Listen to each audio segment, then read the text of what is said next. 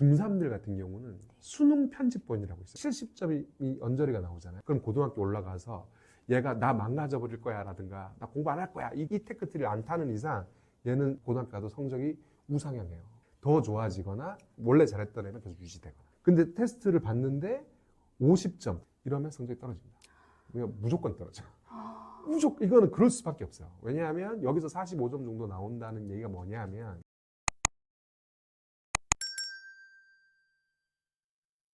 안녕하세요. 교육나침반 구독자 여러분. 저는 다시 공부머리 독서법 영유아 초등 저학년 편을 최근에 낸 독서교육 전문가 재승필이라고 합니다. 반갑습니다. 네, 너무 반갑습니다.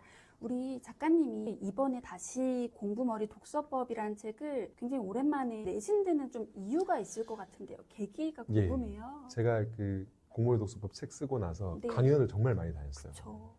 부모님들이 이 독서 지도라는 게 하다 보면 판단을 어떻게 내리느냐에 따라서 그 잘못된 판단을 계속 내리면 그게 누적돼서 독서지도에 실패하게 되거든요.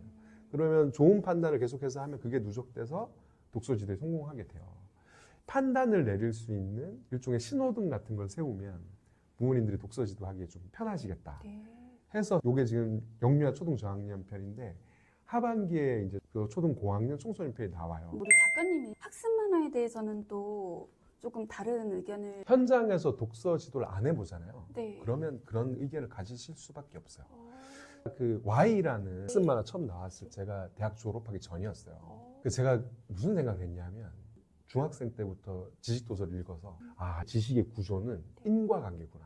인과관계 사고를 하는 게 진짜 중요하구나. 이걸 어릴 때 느꼈단 말이에요. 그래서 왜라는 시리즈의 지식도서를 만들면 정말 좋겠다.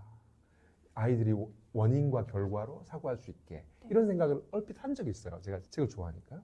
근데 Y가 나온 거예요. 그래서 제가 보고 너무 좋다. 왜냐면 제목 자체가 선언이거든요. 내가 너희들에게 인과관계의 구조로 사고할 수 있는 이야기를 만화로 들려줄게. 또 만화 좋아했단 말이에요. 제가 만화를 얼마나 좋아했냐면 대학 때까지도 만화를 읽었어요.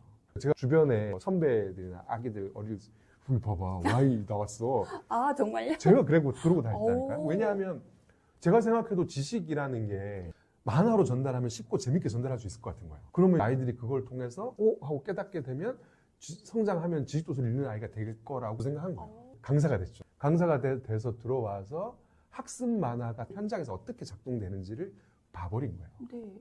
이게 어떻게 작동되냐 하면 학습 만화는 글책을 대체하는 형식으로 경쟁 관계에 있더라고요. 이게 실제로 작동은 학습 만화도 있고 글책도 있고 이렇게 되는 게 아니고 요건 초1, 2때는 돼요. 초1, 2때 이게 왜 되냐면 초1, 2때 책 자체가 글밥이 적기 때문에 되는 거예요. 초3을 딱 넘어가는 순간 100명이 있으면 99명은 학습 만화 그 전에 읽었잖아요. 학습 만화 글책 다 잡아먹어요. 이렇게 돼요. 부모님이 그래도 글책도 읽어야지 이렇게 지도하게 되거든요. 10권 중에 9권 학습 만화 읽고 글책을 읽어요. 그럼 글책 읽으면 돼요. 글책 한 권 읽으면 문해력에 문제가 생길 수가 없어요. 근데 이 책을 아이들이 어떻게 읽어버리냐 하면 학습 만화 보듯이 속독해버려요. 학습 만화 넘기는 속도로 이 정도로 빠르게 보고 다 읽었어. 학습 만화 콜? 이렇게 되면서 학습 만화가 글책 독서를 붕괴시키는 요인으로 작동을 한단 말이에요. 근데 이게 자꾸 어른들, 이제 성인분들이나 이런 분들을 이 학습 만화를 뭘처럼 생각하시냐면 먼 나라, 윤 나라, 박시백의 조선왕조실록 이런 걸 달라요. 컨텐츠의 성격상 만화가 가장 효과적이어서 만든 그 컨텐츠로서의 좋은 지식 만화와 양산되고 있는 학습 만화는 다릅니다. 근데 그때 내가 박시백의 조선왕조실록을 읽고 혹은 그때 뭐 역사 만화책을 읽고 나 역사 잘하게 됐어. 이런 개인적 경험을 지금 상황을 모르시고 얘기하시는 거예요. 근데 지금은 이렇게 하면 100명 중에 99명은 반드시 그 책을 안 읽게 돼요. 제가 현장에서 너무 뼈저리게 느낀 거예요, 이 부분은. 근데 한 명은 또 이게 돼요. 99명이 안 되고 한 명은 또 이게 되는데 걔들을 보고 우리가 통계로 봐야 돼요, 통계로. 자꾸 학습 만화 읽어도 글책 읽던데? 근데 그건 1% 미만이라고. 상식적으로 100%에서 99%가 실패하고 1%만 성공하는 사례를 우리 아이한테 적용한다는 게 위험하잖아요. 근데 이 1%인 아이들의 특징이 있어요. 명확하게 있습니다. 얘들 어떤 애들이 있냐면 찐 독서가요. 제가 예전에 다음이라는 포털 사이트에서 공부머리 독서법 홍보하느라고 초5부터 고2까지 다 같이 손잡고 기초 언어 능력 평가를 보는 북스타트 프로그램을 한 적이 있어요.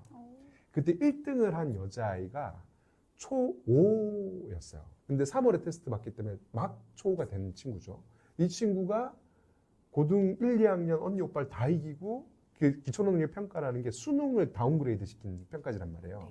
실제 수능 10문제 들어가 있었어요. 30문제짜리 이 테스트지였는데 걔가 1등을 했단 말이에요. 그 평가 점수 결과가 뭐냐면 중3 최고급 수준이었어요. 중3 교실에 걔를 들여보내면 네. 그 교실에서 교과서를 가장 잘 읽고 이해할 수 있는 아이 정도의 이 문해력을 가진 네. 친구였던 거죠. 그 친구 같은 경우가 그랬어요. 학습 만화도 읽고 글책도 읽고. 근데 이게 걔만 그런 게 아니고 교육 현장에서 만나는 뛰어난 찐 독서가들 있잖아요. 네. 걔들이 다 그래요. 학습 만화도 있고 글책도 있는데 부모가 터치를 할 필요가 없어요. 왜냐하면 학습 만화를 봐도 글책도 봐요. 근데 이게 왜 이렇게 되냐 하면 보세요.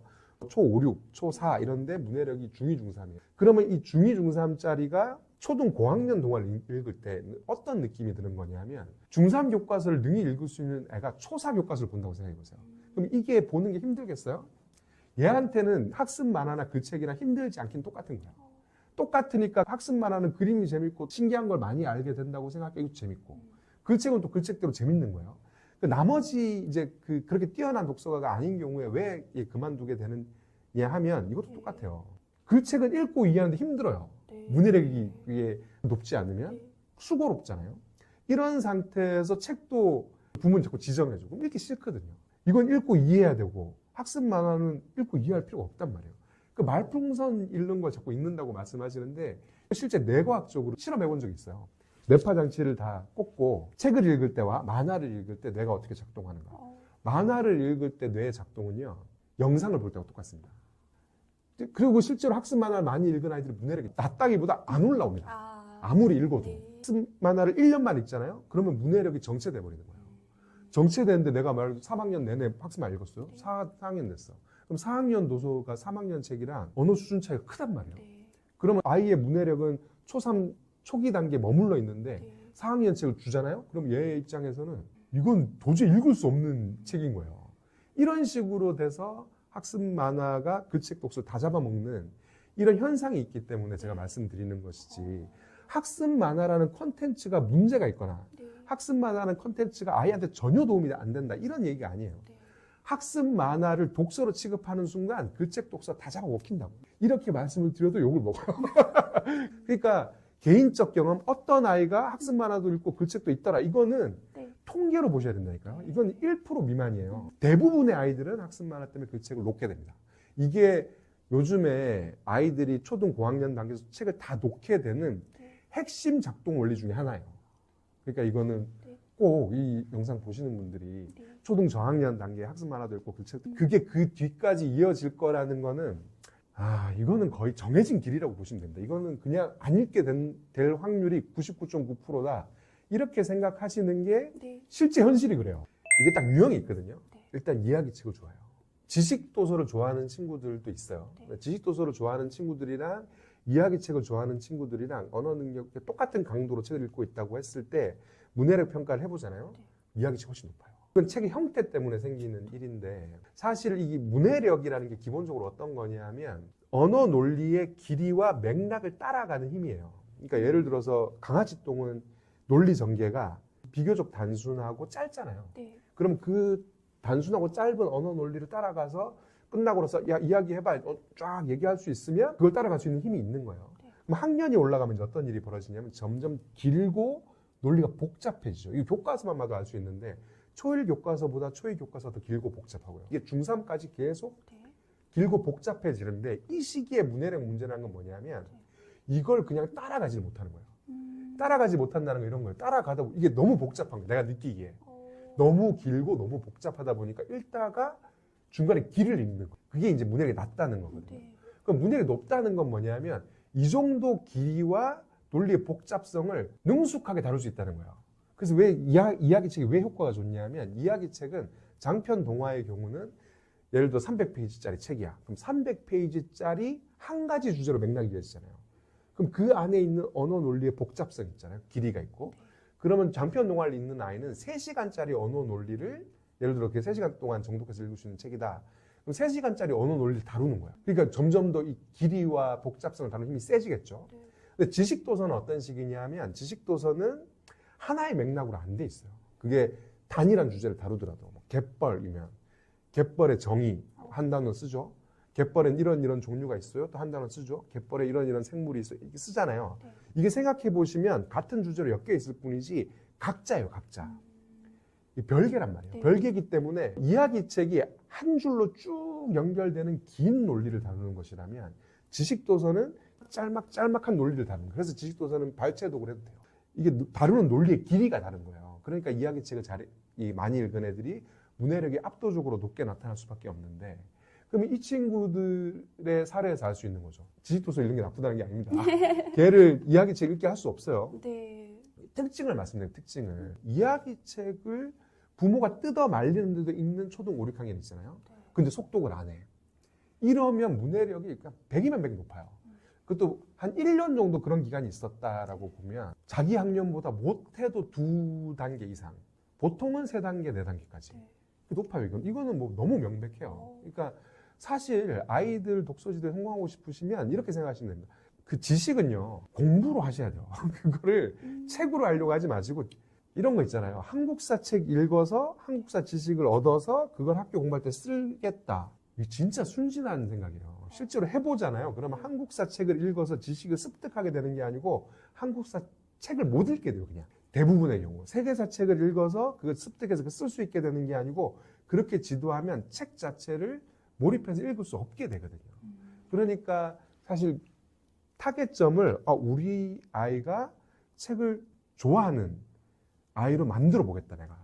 그래서 그 조건들을 만들어 주겠다. 네. 그럼 책 골라오고 읽고 반납하고 이거를 유지하신다 이렇게 생각하셔야 되고 제가 이야기책을 특별히 말씀드린 이유는 초등 단계는 발달 단계상 이야기책을 좋아하는 아이들이 훨씬 많아요. 근데 그걸 보고 문제 삼는단 말이에요. 너무 발달 단계상 당연한 건데 그리고 그대로 읽으면 뛰어난 문해력을 얻을 수 있는데 그걸 뺏으려고 하시는 경우가 많단 말이에요. 네. 이제 조바심 때문에. 근데 그 조바심으로 아이를 강제로 글로 끌고 가게 되면 책을 못 읽게 된다. 이게 사실 독서 지도의 실패의 대한민국의 표준 모델이에요. 사실 저는 이 책도 그렇고 공부머리 독서법도 그렇고 책을 다루지만 독서 얘기는 아니라고 늘 말씀드려요. 오늘 방송도 그렇지만 이 책 읽으시고 공부머리 독서법 읽고 그게 독서의 전부라고 생각하시면 큰일 납니다. 이거는 워낙 문해력 문제 심각하기 때문에 문해력을 끌어올리는데 독서가 가장 좋고 그래서 그러려면 문해력을 끌어올리는 독서 지도는 어떤 것이냐를 다른 책일 뿐이라는 거. 네. 근데 이제 그런 관점에서 보면 골든타임이 생겨요. 문해력 관점에서 보면. 네. 이게 언제냐면 1차는 초5, 6이에요. 이때 그냥 해리포터 같은 책 만나가지고 한번 푹 빠져서 읽으면 제일 좋습니다. 네. 그러면 중학교 가서도 쭉 읽을 수 있거든요. 네. 문해력도 충분히 확보되고. 근데 이때를 놓쳤을 때는 중학생. 중학생 때 문해력을 어떻게 확보하느냐가 네. 대입을 결정해요. 이게 왜 그러냐 하면 저는 강사 생활할 때 중3들 같은 경우는 수능 편집본이라고 있어요. 수능 편집본. 수능 국어 영역이 45문제잖아요. 네. 그 중에 15문제 정도는 고등교과예요. 고전, 시, 문법 이런 거 싹 걷어내면 30문제가 남잖아요. 이 30문제는 순수하게 읽고 이해하는 능력을 물어보는 문제예요. 이 30문제 가지고 테스트 보는 거예요.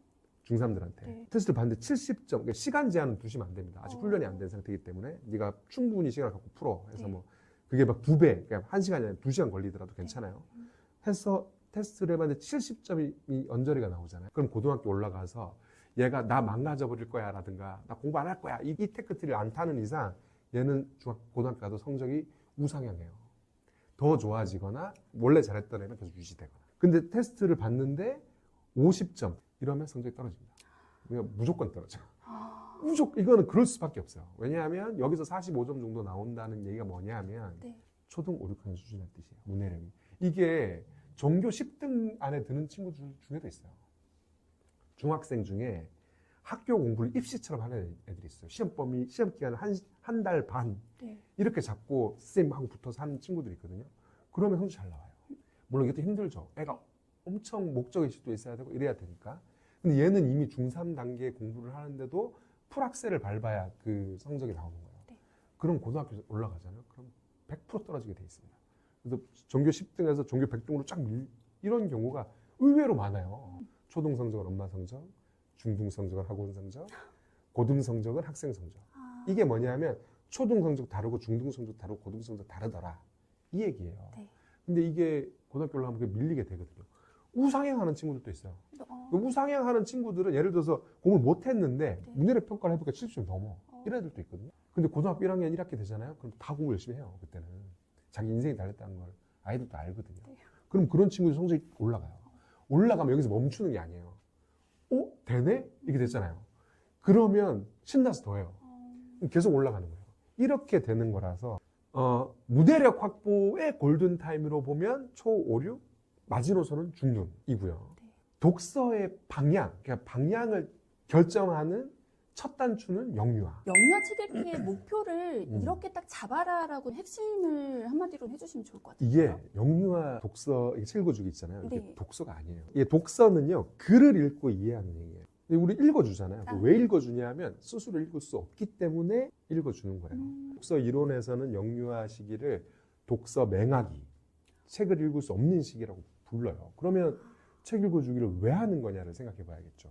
책 읽어주기는 그 뇌과학자들도 그렇고요. 네. 교육학자들도 그렇고 인지과학자들도 그렇고 딴 거 다 하지 말라 그럽니다. 학습적인 것은 오히려 아이의 발달 단계에 방해가 된다. 네. 하지 마라. 유일하게 반드시 하라고 얘기하는 게 책 읽어주기예요. 네. 도대체 뭐길래 왜 책 읽어주기를 하라고 하냐. 아이들이 영유아 단계, 발달 단계와 관련이 있어요. 영유아 단계는 학습할 뇌는 준비가 안 돼 있는 상태예요. 그때 학습을 하게 되면 코르티솔이라는 스트레스 물질이 나와서 아이의 정상적인 뇌 발달을 가로막는다. 이게 정설이란 말이에요. 그래서 유럽에 있는 국가들 같은 경우는 심지어 이 시기에 자기 나라 알파벳도 못 가르치게 합니다. 핀란드는 법적으로 금지해놨어요.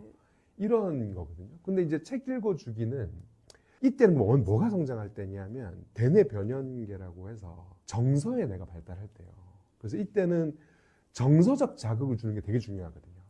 근데 이 책 읽어주기가 어떤 행위냐면 그 정서적 자극의 토탈 패키지라고 보시면 돼요. 이게 스킨십 있죠. 부모한테 사랑받는다는 느낌 있죠. 부모가 나를 위해서 과장된 목소리를 연기하죠. 아이 입장에서는 일종의 정서적 자극이 다채로운 형태로 들어옵니다. 근데 이 정서적 자극만 들어오냐? 네. 이야기라는 맥락을 갖고 이게 들어오는 거예요.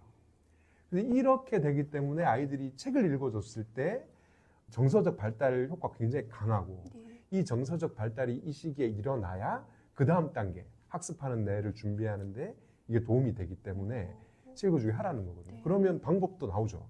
이 책 읽어주기는요. 뭐 저한테 물어보세요. 네. 글자에 적힌 대로 읽어줘야 됩니까? 아니에요. 네. 이때 핵심은 뭐냐면 상호작용의 강도. 책과 아이와 읽어주는 부모의 상호작용의 강도요. 그러니까 왜 아이들 책 읽다 보면 뿅망치 갖고 와서 이 도끼가 이 도끼냐 뭐 이게 상황극도 하고 하잖아요. 이게 제일 좋은 방식이에요. 그래서 막 오버해서 읽어주고 그 책 내용대로 읽어줄 필요도 없습니다. 읽다가 심지어 그림 같이 들여다봐도 돼요. 그걸 보면서 같이 얘기 나누고 이런 것들이 사실은 네. 아주 강력한 상호작용을 만들어내요. 이거 자체가 효과가 있는 거기 때문에 뭐라도 지식을 좀 전달해 주려고 하고 이렇게 하면은 이 상호작용 강도가 떨어지고 네. 떨어지는 것만큼 책 읽기 효과가 사라지는 거예요. 또 다른 중요한 지점이 네. 독서 효과, 읽어주기의 효과 외에 네. 도서관에 가서 책을 골라오고 빌려오고 이거 있잖아요. 네. 이게 독서 문화잖아요. 네. 이 독서 문화를 영유아기 때부터 하게 되면 당연해져요. 그러니까 이 뒤에 가서 독서 지도에 성공하고 실패하는 부모님들을 보면 어떤 차이가 있냐면 실패하는 집은 책을 읽는 만해로 싸워요. 아이하고. 성공하는 집은 책을 읽는 건 너무 당연한 거야. 당연한 건데 다른 것 갖고 싸워요. 독서 시간을 몇 시로 할 거냐, 같이 읽을 거냐, 혼자 읽을 거냐 이런 걸로 싸우지 책을 읽는 만해로 안 싸우게 되거든요. 이거 어릴 때부터 하면 우리 집은 원래 책을 읽는 집이고 이게 이제 당연해지는 거예요. 학교 가는 게 당연한 것처럼. 이런 이제 독서 문화의 측면. 마지막으로 뭐가 있냐면 책을 아이한테 스스로 고르게 하시는 게 되게 중요해요. 그럼 애가 막 뽑아오거든요. 네. 근데 이게 왜 중요하냐면 사실 독서를 지속시키고 독서의 몰입도를 끌어올리는 건요. 책 읽기 행위 자체가 아니에요.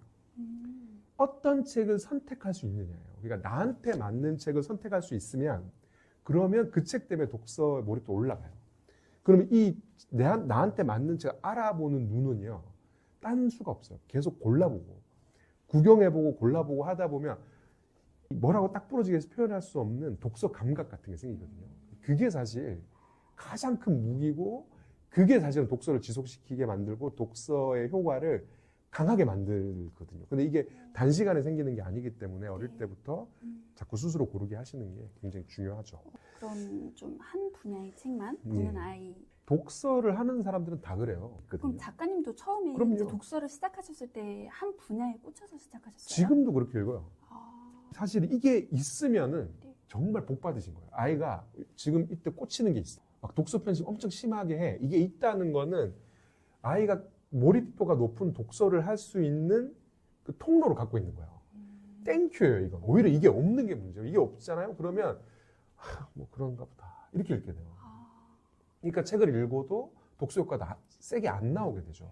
이런 부분이 있기 때문에 사실 독서 편식이라는 용어 자체가 우리나라에만 있어요. 어릴 때는 한 분야의 책만 읽으면 안 된다고 독서 편식이라고 그렇게 막잖아요. 네. 청소년 단계에 들어가면 지식을 키우기 위해서는 편독을 해야 된다 그래서 기획 독서라고 해가지고 한 분야의 책만 예를 들어서 3개월 동안 몰입해서 읽게 하는 독서 교육 방법이 있어요. 그러니까 정말 이상한 거예요. 어릴 때는 애가 알아서 기획 독서를 하고 있는데 그걸 못하게 하고, 청소년이 돼서 이미 독서를 싫어하게 되는데 그때는 또 기획 독서를 하게 하고, 이런 부분이 있는 거예요. 그러니까 사실은 이게 자꾸 골고루 균형 잡히게 이제 이렇게 생각하셔서 그런데 그렇게 못 읽어요. 독서를 자꾸 학교 공부처럼 생각하시는 거예요.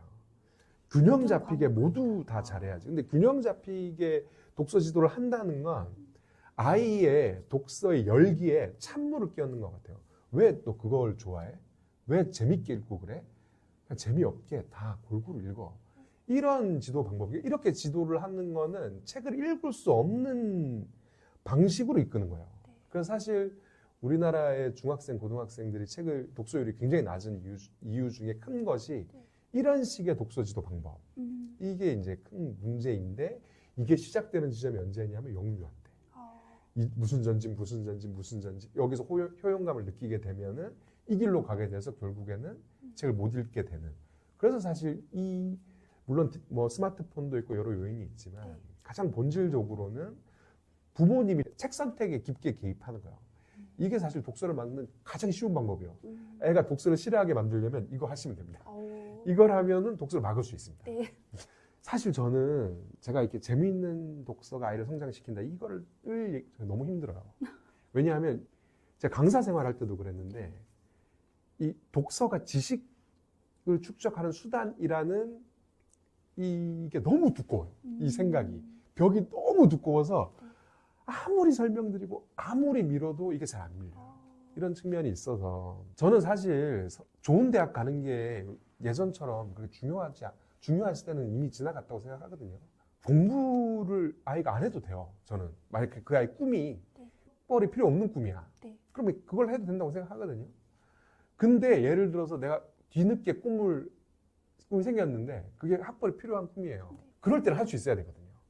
근데 예를 들어서 내가 문해력이 너무 낮아서 꿈이 생겼는데 못하는 경우가 되게 많단 말이에요.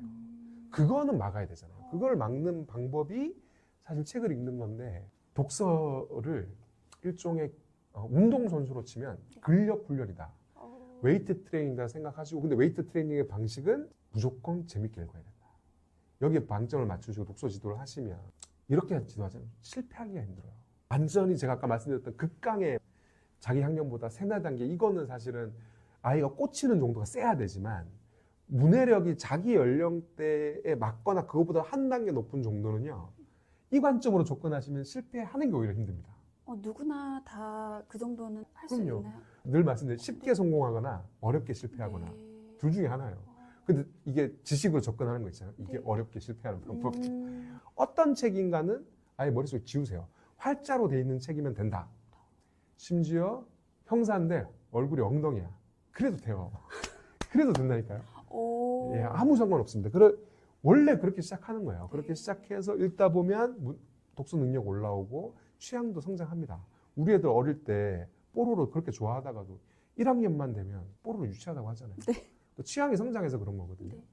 아이들이 독서할 때도 똑같아요. 늘 그런 것만 볼 것 같지만 그렇지 않습니다. 독서 문화를 만든다? 이런 관점으로 접근하시는 게 독서 지도를 성공할 수 있는 네. 방법이라고 저는 생각합니다. 네. 저 개인적으로 모호했던 그런 부분들을 되게 시원하게 긁어주시고 확실하게 이제 선을 딱 그어주신 것 같아서 오늘 너무 귀한 시간이었던 것 같고요. 귀한 시간 내주셔서 너무 감사드립니다, 작가님. 예, 저 불러주셔서 제가 감사합니다. 아닙니다. 네, 네. 너무 감사합니다. 예, 감사합니다.